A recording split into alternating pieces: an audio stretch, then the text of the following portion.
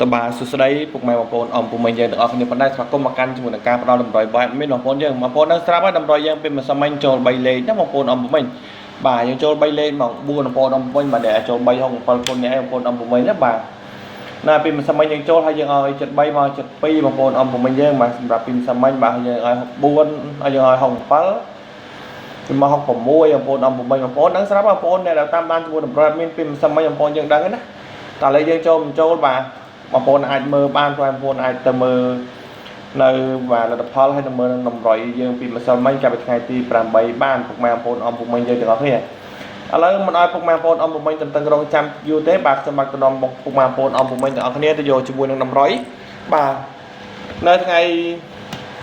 ទី8បងប្អូនណាបាទតម្រុយរបស់យើងខ្ញុំឲ្យពុកម៉ែបងប្អូនអមពុកមិញបាទ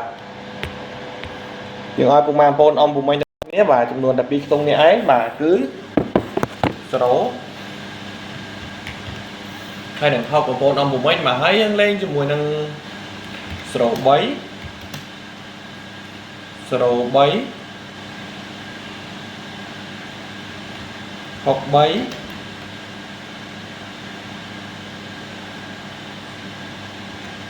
39 96បាទនេះគឺជាតម្រុយខ្ញុំបានដាក់ជូនពុកម៉ែបងប្អូនបងប្អូនអាចពុកម៉ែបងប្អូនអមពុំមិញទាំងអស់គ្នាបើពេញចិត្តជាមួយនឹងការផ្ដល់តម្រុយរបស់ខ្ញុំបាទពុកម៉ែបងប្អូនអមពុំមិញទាំងអស់គ្នាអាចធ្វើការយកទៅលេងបានទាំង2លេខនិង3លេខបងប្អូនយើងណាបាទនៅវេលាថ្ងៃទី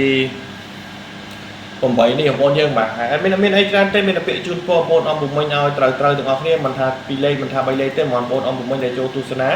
ជូនពរបងប្អូនយើងឲ្យត្រូវហេងបាទលេខចូលចំនឹងធ្វើការបាក់លុយទាំងអស់គ្នាទាំង2លេខ3លេខបាទ